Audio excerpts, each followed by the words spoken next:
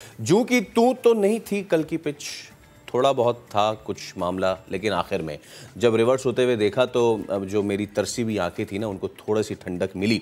लेकिन फिर साथ ही मुझे ये ख्याल आया कि जब हम रिवर्स कर रहे हैं तो फिर वो क्या करेंगे। जब मैंने देखा कि घूमती हुई गेंद ने जो है वो क्लासिक ऑफ स्पिनर जो डिसमिसल होता है जब बोल्ड हुआ, तो मुझे भी अंदाज़ा हुआ कि उस्ताद वहाँ भी कुछ हैं स्पिनर, तो हमारा क्या होने जा रहा है। इस सब पे जो है वो हम बात भी करेंगे। उबूरी चीफ सेलेक्टर शाहिद अफरीदी ने भी कल गुफ्तगू की और उन्होंने भी अदम इत्मीनान का इज़हार कर दिया दूसरे टेस्ट की पिच पर। उन्होंने कहा कि पिच पे मजीद बाउंस होना चाहिए था। शाहिद अफरीदी क्या कह रहे थे, सुन लेते हैं पहले। मैं अभी भी इस पिच से मुतमईन नहीं हूँ। मैं तकरीबन कोई 3 दफा आमने सामने ग्राउंड मैन के साथ, फिर 2 दफा फोन पे मेरी उनके साथ बात हुई है। मैं चाहता हूँ कि इसी का पिच हो और इसमें बाउंस और ज्यादा हो। जो नीचे डोमेस्टिक क्रिकेट T20 का होगा, मैंने इनको कहा है कि वो प्लेयर सेलेक्ट नहीं होगा जिसका 130 135 प्लस का स्ट्राइक रेट ना हो। 8 महीने से आपकी क्रिकेट अकेडमी बंद है, उसके अंदर कोई कोचेज ही नहीं है, तो बच्चा किधर एक्सपोजर कहाँ देंगे बच्चों को, उसकी ग्रूमिंग किधर होगी। खैर शाहिद भाई ने तो और भी बहुत सारी बातें की और ये स्ट्राइक रेट वाली बात भी हम करेंगे। और अदील अज़हर भाई हमारे साथ मौजूद हैं, स्पोर्ट्स एनालिस्ट, और जो आप जो सुनी गुफ्तगू उस प्रोग्राम के एंकर। अदील भाई गुड मॉर्निंग, अस्सलाम वालेकुम। Looking fresh sir. और लेकिन the pitch wasn't that fresh जो हमने एक्सपेक्ट किया था, या फिर हम बहुत ज़्यादा एक्सपेक्ट कर रहे थे। जब भी क्यूरेटर से बात होती है ना, तो वो कल मैं कुछ हमारे दीगर कुछ सीनियर जैसे नसीम राजपूत और वो शो जो करते हैं, तो उनके पास जो एक्सपर्ट्स आए हुए थे उन्होंने ये चीज़ कही और मैं चाहूँगा ये कोट करना। एक्सपर्ट ये कहते कराची में वो पिच बन ही नहीं सकती, पिंडी और मुल्तान वाली मिट्टी नहीं है यहाँ पे। तो ऐसे में हम शायद बहुत ही ज़्यादा एक्सपेक्ट कर गए थे कि जी हमें कुछ बहुत अच्छा देखने को मिलेगा। एक दोस्त मुझे भी कह रहा था, वो याद है वो वाला टेस्ट मैच जो आसिफ ने इंडिया को किया था, तो even that was not a very bouncy wicket, वो आसिफ का अपना टैलेंट भी था। तो what do you make of this pitch जो आखिर में जाके रिवर्स हुआ है, वरना शुरू में तो इट वाज लाइक। देखिए फैसल, अगर आखिर में भी जाके रिवर्स हुआ है तो आई थिंक रिवर्स स्विंगिंग जो बॉल होती है ये बॉलर की अपनी कैपेबिलिटी पे होती है, उसका विकेट में कोई इतना खास role, I mean actually reverse swing की ज़रूरत ही आपको डेड ट्रैक्स पे पड़ती है। पाकिस्तान, देखिए कुछ चीज़ें आपको ज़रा समझनी पड़ेंगी और वो ये है कि पाकिस्तान में क्या विकटें हम क्या वाकई बहुत सीमिंग ट्रैक्स कभी बनाया करते थे, या कभी हम वाकई कानपुर तरह की स्क्वायर टर्नर्स बनाया करते थे। पाकिस्तान की विकटें जनरली सपोर्ट करती रही हैं बैट्समैन को, वो बल्लेबाजों के ट्रैक रहे हैं। आपकी बॉलिंग की क्वालिटी इतनी ज़बरदस्त हुआ करती थी 80s में 90s में, वसीम वकार एंड देन शुएब, आसिफ का आपने जिक्र किया। कराची की विकेट के हवाले से मुझे जो याद पड़ता है जब से हमने होश संभाला है, मैं याद था जी कि पहले दिन में पहले 1-1.5 सेशन में वो सीमर्स को मदद करती है। अगर आपको याद हो इरफान पठान का वो एक ज़बरदस्त स्पेल कराची में, I think one of the greatest test matches जो पाकिस्तान ने खेले होंगे, जिस तरह कम बैक करके फिर भी जीते थे हम वो टेस्ट मैच। उसके बाद उस विकेट में कुछ भी नहीं रहा था, वो एक बिल्कुल डेड ट्रैक बन गई थी। कामरान अकमल ने काम बराबर कर दिया। कामरान अकमल थे, शोएब अख्तर ने बड़ी अच्छी इनिंग खेली थी, मुझे याद है उस मैच में, और वो बड़ा ज़बरदस्त मैच था and it was an amazing game.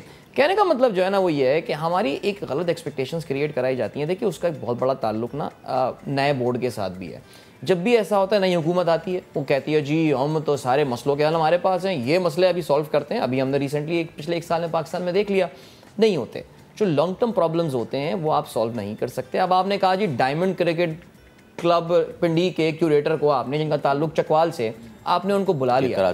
कभी पिंडी की घास देखी है आपने, कभी पिंडी की सॉइल देखी है आपने जिस पे वो विकेटें बनाई जाती हैं? या तो ये बोल दें कि जी हमने दोनों की जो वो है मिट्टी है वो एक ही जगह से प्रोक्योर की है, या एक ही जगह से हम लेकर आ रहे हैं, और उसमें फिर भी कराची में the weather is humid, Islamabad में उतना ह्यूमिड वेदर नहीं होता, वहाँ पे एक डिफरेंट काइंड ऑफ एटमॉस्फेयर है। ये सिर्फ आई थिंक गलत एक्सपेक्टेशंस क्रिएट हुई थी। I mean with due respect, कल मैं लाला को भी हमारे ही प्रोग्राम में बात हो रही थी, बड़ा मजेदार और बड़ा अच्छा इंटरव्यू लाला कर रहा है, उसमें 1-2 बातें ज़ाहिर है काफ़ी कल वायरल भी मैं देख रहा था इंटरनेट पे हो रही हैं, specially about the strike rate part. लेकिन मैं ये सोच रहा था पूछूं लाला से सवाल कि लाला खुदा ना खास्ता अगर बाउंसी ट्रैक बन भी जाता तो हम कैसे खेलते हैं? यानी अगर आप वहाँ पे टिम साउदी किस्म का बॉलर खेल रहा है उनका, तो फिर कहीं मसला हमें उल्टा लेने के देने ना पड़ जाए। आज भी ये विकेट जो बनी है आप देखें, इसमें जो सलमान आगा ने कल डैरल मिचेल को बोल्ड किया है, वो बॉल बहुत ज़बरदस्त स्पिन हुई है। यानी मिचेल को तो कुछ समझ में ही नहीं आया कि ये हुआ क्या, और मेरे ख्याल से आगा भी एक्सपेक्ट नहीं कर रहा था सलमान के ये बॉल इतनी स्पिन होगी। सो मेरा ये ख्याल है हमारी एक्सपेक्टेशन ज़्यादा क्रिएट कर दी गई थी। ये विकेटें चेंज होने का ये it's a very long term thing. It is और वो लॉन्ग टर्म प्लान ये भी अदिल भाई कि क्या वो सूट भी करता है, बिकॉज डोमेस्टिक भी तो यही हो रही है ना हमारी। तो हम डोमेस्टिक पे अचानक से 360 टर्न तो हम नहीं ले सकते। It needs a long term planning. Now coming to the test match, हमने कल देखा न्यूजीलैंड ने कंफर्टेबल स्टार्ट किया और 150 से ऊपर तो कोई उनका विकेट भी नहीं था। देन नसीम शाह वो आए, उन्होंने पूरी जान लगाई और फाइनली पहला एलबी मारा एंड देन फिर वक्फे से विकेटें गिरती रही। 60-40 न्यूजीलैंड राइट नाउ। नहीं बिल्कुल New Zealand has an advantage right now. लेकिन बहुत कुछ डिपेंड ये करेगा कि आज हम पहले सेशन में क्या करते हैं। अगर हमने 350 के अंदर इनको आउट कर दिया तो फिर आप कहेंगे कि 50-50 ये गेम हो गई है। लेकिन हमने पिछले मैच में भी देखा था, अभी ब्रंडल इज प्लेइंग, खेलता है, प्रॉपर बैट्समैन है। एंड देन सोडी हमने लास्ट मैच में भी देखा कि हमें बहुत फ्रस्ट्रेट किया उसने अपने कप्तान, जो साबिक कप्तान इनके थे विलियमसन, इनके साथ बैठ के विकेट अच्छी इनकी शराकतदारी रही। सो अगर हमने 350 से पहले आउट कर लिया तो कोई उम्मीद है, अदरवाइज आई थिंक पिछले टेस्ट मैच की तरह हम कैचिंग अप गेम ही खेल रहे होंगे। आदिल भाई मैं ये आपसे बात करना भी चाह रहा था, वाज वेटिंग कि आप कब आएँ। मुझे मेरी इस वक्त जो बैटिंग लाइन है that is absolutely not in senses, क्योंकि मुझे समझ में नहीं आ रही कि मेरे पास एक बाबर आजम है और let's be very Frank now कि अगर नया साल है तो हमें कुछ नया सोचना पड़ेगा। मैं एक अपनी 1 डाउन पोजीशन को ख़राब कर रहा हूँ। अगर बाबर 1 डाउन पे आते हैं देन मेरे पास नीचे मज़ीद जगह निकलती है। सरफराज की हमें जो है पोजीशन वो भी तय करनी पड़ेगी। हम सिर्फ कुछ दोस्तियाँ यारियाँ निभाने के लिए just putting 1 player out of the team. तो अगर मैं आपसे अभी पूछूं तो ये बैटिंग लाइनअप आपको अगर इसको मज़ीद सिंक्रोनाइज करना है, इसमें क्या चेंजेस आप लाना चाहेंगे? प्लीज़ पाकिस्तान की विकेटों का मतलब तो यहाँ तो आगे हर कोई रन कर रहा है, बट अगर हम कोई सीमिंग विकेट पे जाएं, इवन किसी अच्छी बाउंसी विकेट पे जाएं, what batsman would you like कि जी आप प्लीज़ अब बाहर हो जाएं और ताकि ये चीज़ें सेट हो जाए हमारी। देखिए पाकिस्तान के जो इस वक्त हमने जो इस साल क्रिकेट खेली है और काफ़ी सारे हमने टेस्ट क्रिकेट जो खेली है पाकिस्तान ने अपने होम ग्राउंड पे खेली है। The only away series that we had this year was in Sri Lanka. आप कह सकते हैं श्रीलंका थोड़ा बहुत हमारे मिलती जुलती कंडीशंस हैं, थोड़ी सी वहाँ पे लो ट्रैक होता है और वहीं पर पाकिस्तान अपने इस साल की जो वाहिद फतह हमें मिली है वो भी गोल में ही मिली है, बाकी तो हम कुछ भी हासिल नहीं कर पाए हैं।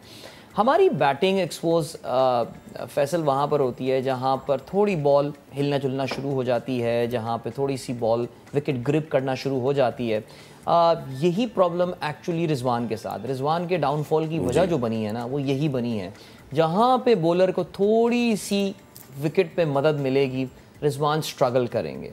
अब वो किस तरह उम्र के इस हिस्से में आके अपनी इस चीज़ को ओवरकम करेंगे मुझे नहीं पता। मैं ये समझता हूँ इस तरह की विकेटों पे सरफराज जो हैं वो रिजवान से ज़्यादा बेहतर बैटिंग का मुजाहरा कर सकते हैं। So that leaves him out of the team? Sarfaraz की विकेट कीपिंग एक इशू है, एक सवालिया निशान है। इवन तो अभी तक तो अमीन कहते हुए अजीब सा लग रहा है कि उन्होंने कल कोई चांस दिया नहीं। ऐसा होना नहीं चाहिए, कीपर को चांस नहीं देना चाहिए। कीपर भी इंसान होता है, बट एक मैच में अगर 3-4 चांसेस दे रहा है there is something wrong with your wicket keeping। आपके इंस्टिंक्ट्स स्लो हो जाते हैं। विकेट कीपिंग इंस्टिंक्ट्स का काम होता है, आई मीन एक फ्रैक्शन ऑफ अ सेकंड में करना होता है। मेरा ये ख्याल है रिजवान और सरफराज दोनों की जगह बनती है।